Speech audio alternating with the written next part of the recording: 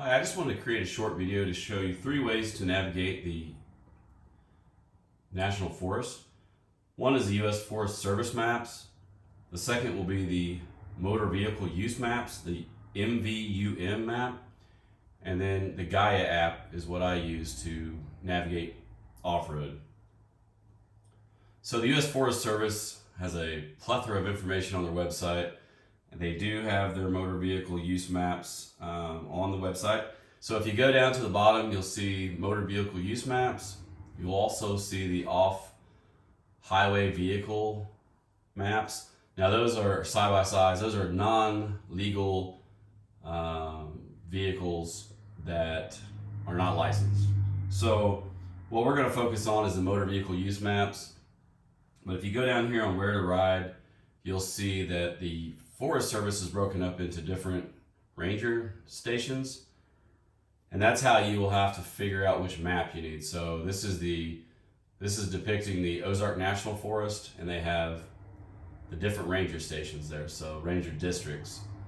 You've got Big Piney, Pleasant Hill, Boston Mountain. So I know where we're going to be navigating just by looking at the map is going to be B, the Pleasant Hill district. So we'll go back up to the motor vehicle use map on the website and click on the Pleasant Hill Ranger District MVUM. There also is a link to Avenza if you use that, but today we're going to be using Gaia, so I'll show you this map first. So this is the legal document that was created in, up here it's upside down, in 2021. This is all of the legal roads in this ranger district of the Ozark National Forest. If the road is not listed on here, it's not a legal road to travel on. However, there also will be county roads and highways that are listed on here that won't show up. They're the grade areas, like here it's 215. This is, I know this highway, it's Cass Oak Road, which goes from Cass over to Oark.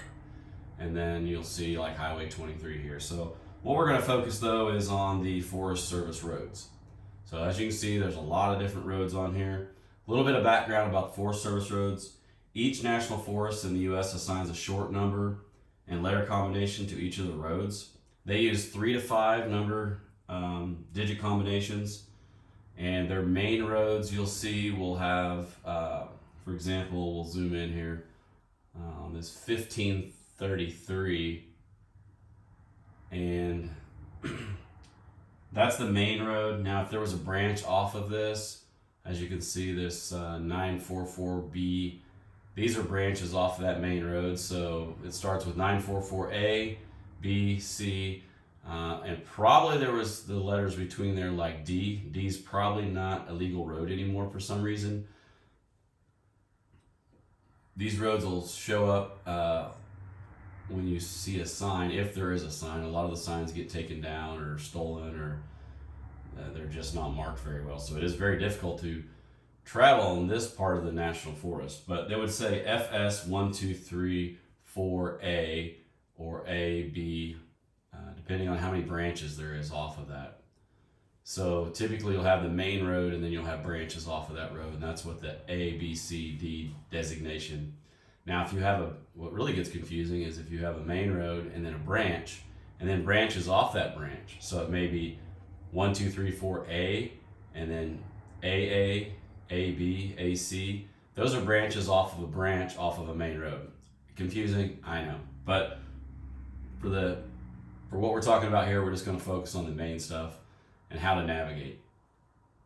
So this document is what you're going to need to make sure that you're legally traveling in the Ozark National Forest, and you're not on some closed road that you just find, and then the law enforcement officer finds you down there, and you don't have a document, you don't have any means of trying to navigate down there, and they're probably going to give you a ticket for being off trail or on an illegal trail. So there are a few. If you go up here to the legend, you'll see the one line there. It says roads open to highway legal vehicles only. Roads open to all vehicles would mean that road is also open to the off-road vehicles that are not licensed. So side-by-sides, four-wheelers, and then you'll see seasonal designation. special vehicle designation, interstates, other public roads.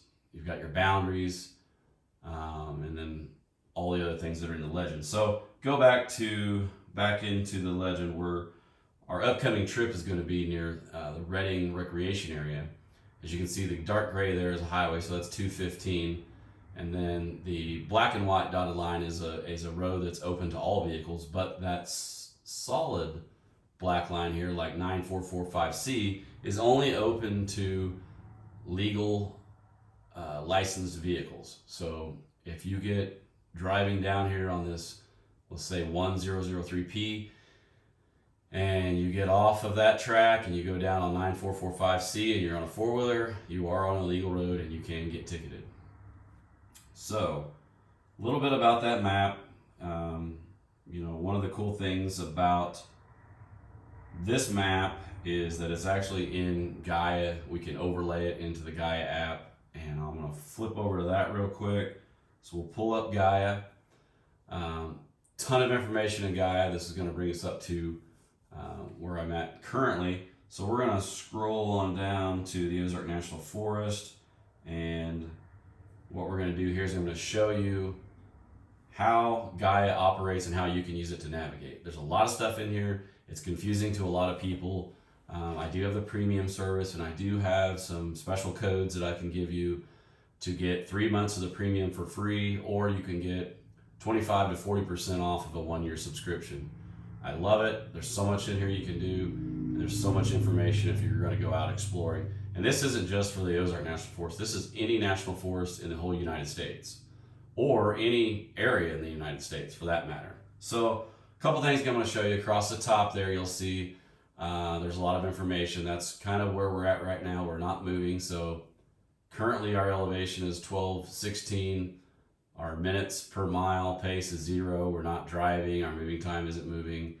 Our current speed. And then I've got elevation again over there. And then also has sunrise, sunset.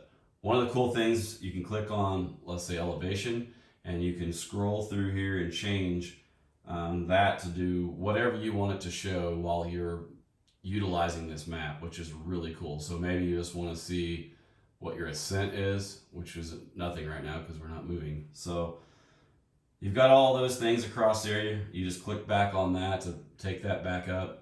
You'll see in the upper left-hand corner the little 4 arrows. That's going to bring in your trip information. So we're not moving right now, so we don't have any trip information. You click back on that, it'll take it back off the screen. The little stacks of squares over on the upper right-hand corner is our layers, which is the coolest thing about utilizing Gaia. So right now what I have is I have the MVUM map overlaid, then I have some other options here, and I'll show you how this works. So the very top thing that you have on your overlay is going to be the one that's going to show the most dominant on the map. Now you can slide this around and change the view, so we can kind of take it down into a gray. You can actually just completely take it off there if you want to. So right now what we're looking at is the Gaia topo map. So a lot of information here. Depending on how in-depth you want to get with your mapping, this shows you the elevation and a lot more information than what you would see on just the motor vehicle use map. But for navigating, we need that map on to make sure that we're on legal trails. So if those roads show up on this map, they're legal trails. Now you got to remember, you're going to also see roads on here because underneath you've got the Gaia topo. So to be sure, you'll slide that one off, and now we're back to that map that I showed you originally that's loaded in here. But I use several of them because obviously I'm going to drive from a Forest Service road to a highway back to a Forest Service road. So I just have to make sure that I don't have that one in too dark, but you can see now I can clearly see all the roads that are behind there, but I can see the legal roads. There's a lot of information over here. So we'll go over to the Reading Recreation Area right here, and then bring our maps back up, our overlays, and then recreation sites. I'll bring that up, and that will bring up any recreation site if you're looking for a place to camp or a bathroom or whatever it is. Those will all show up there, but I'll take that back off, And then there's just a lot of information in here. So a little more things about Gaia, which is cool, is like I said, you've got your map overlays. You can go in here to this very top, and you can, there's waypoints. So waypoint is just a spot that you want to save something on a map. And then you can label that waypoint to be cool overlook or awesome waterfall or whatever it was, you know, bathroom stop, or there's an outhouse here. Routes is going to be a predetermined route that you make. So I'll show you how to do that in a little bit. And then tracks is just when you're out driving, you can start a track and it will track everywhere you've been. And then I'll show you some cool things to do into the tracks.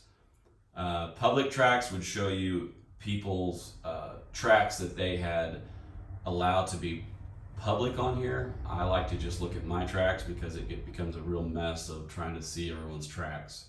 And then you can save hikes, and there's just a lot of different, like, layered maps is what I'm doing right now. So we'll go back, and then down at the bottom is all my inactive maps. And then if I wanted to have a map overlay of, let's say, the satellite imagery, I could pick that one up, take it to the top, and it's going to bring in, I'm going to take that one to the most powerful, and now I can look at a satellite image of what area I'm in. So back here, we can take that back down, see if I can, you can see I can kind of fade it out, and I can still see my second overlay, which is the motor vehicle use map. So there's a lot of information in here, a lot of cool mapping stuff. I can take it back to inactive.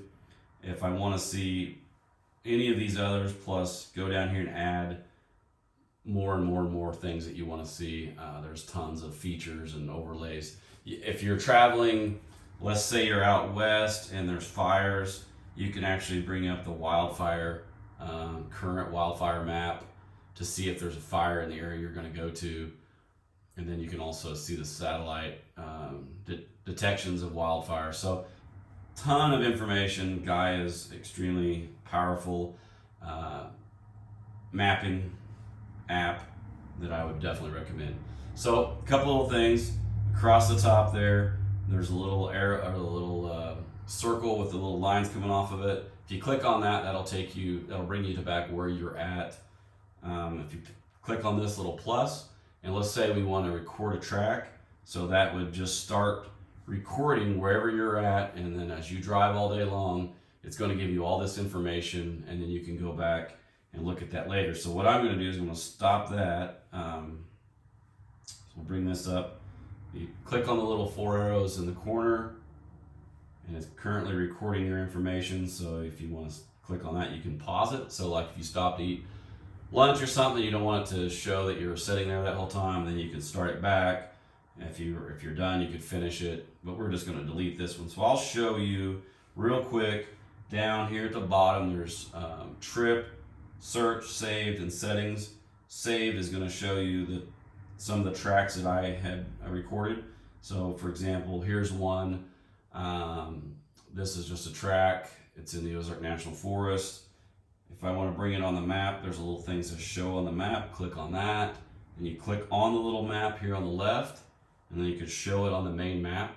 So there is that track that I had.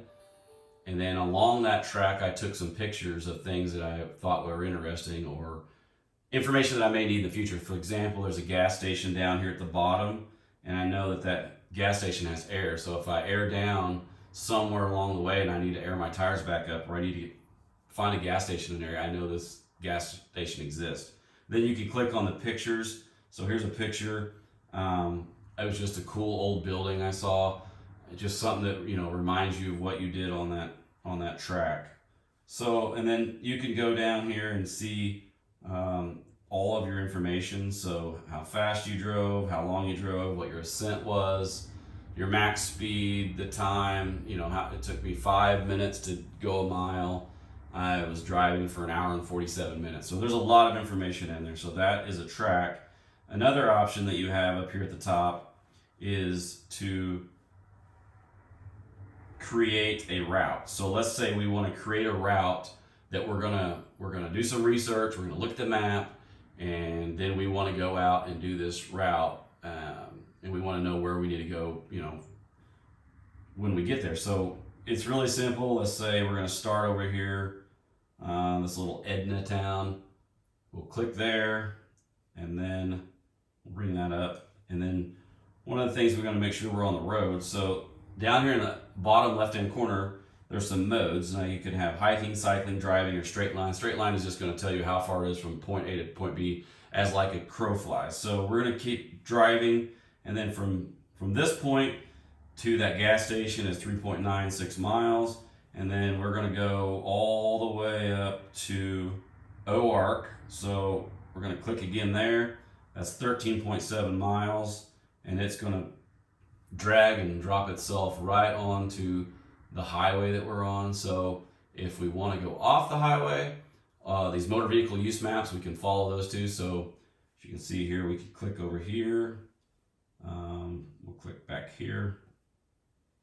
So it's going to take us back up this road, and then we're just going to, because there's a lot of little roads, so we'll just tap on wherever we want to go. So if we're going to go over here, we'll go up this way. So as you get the point, so you can create this track, and then when you can save this up in the upper right hand corner. Then when you go back to do your route, you remember exactly where you wanted to go. So if you wanted to predetermine a route to take when you get there, maybe there's some cool stuff that you saw you don't want to forget, you can just follow this, and then as you're driving, it'll have a little arrow to show you where you're at on the map, and you just follow your own route. So it's kind of cool.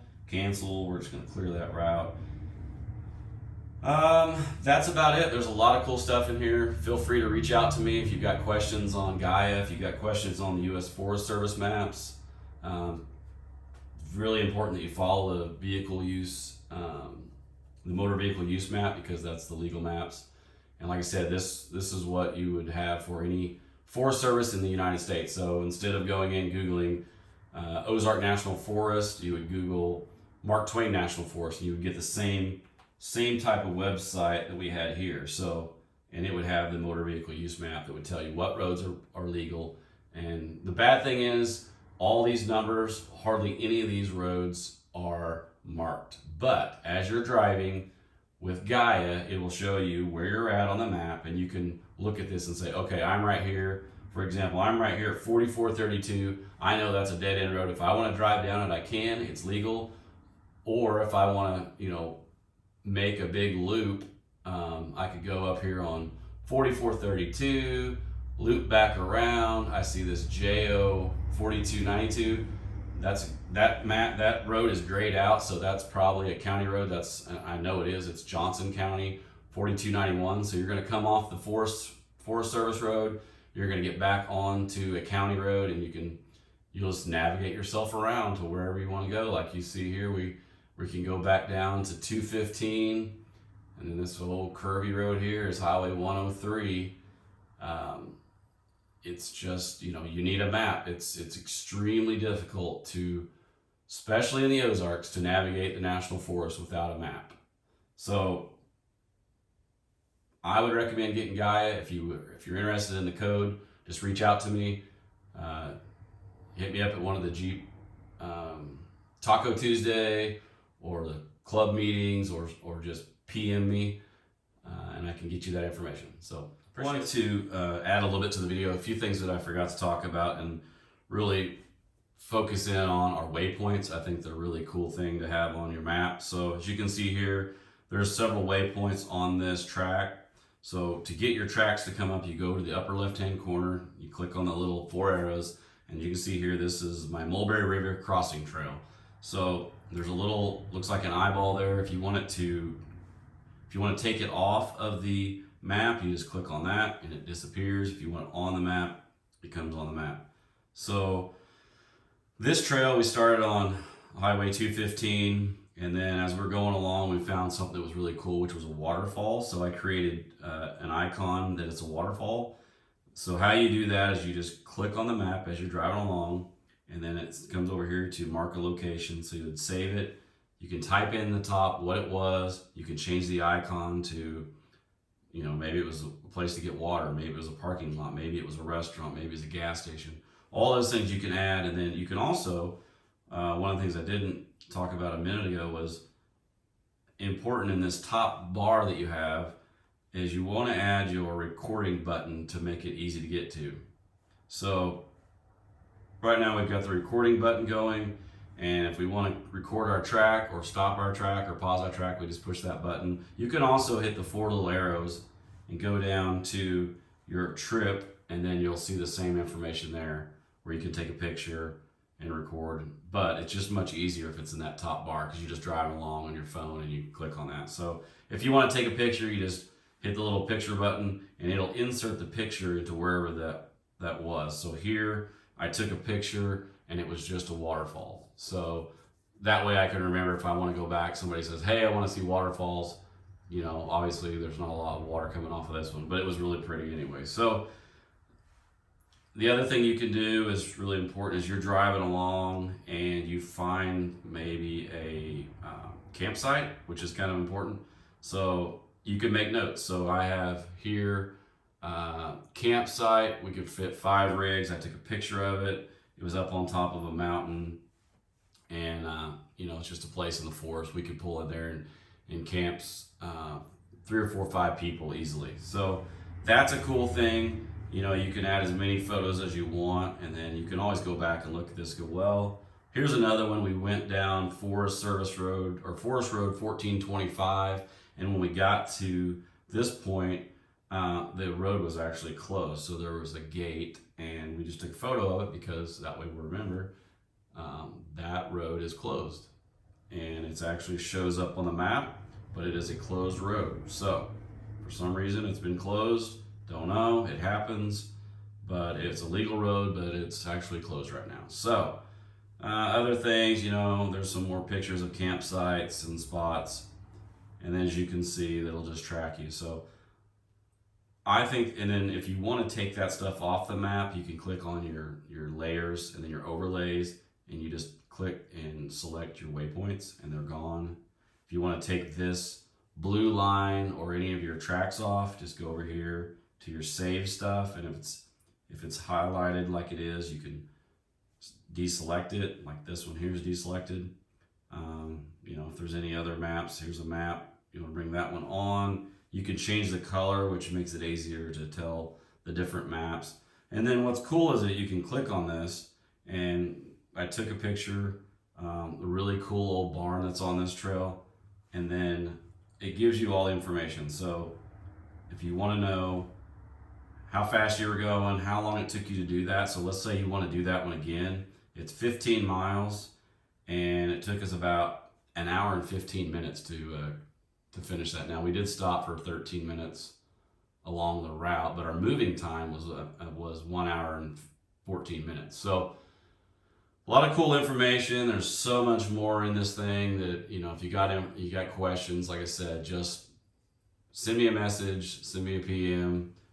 Hit me up at one of the events, and I can show you on my phone answer any questions you may have. So I appreciate it. Thanks.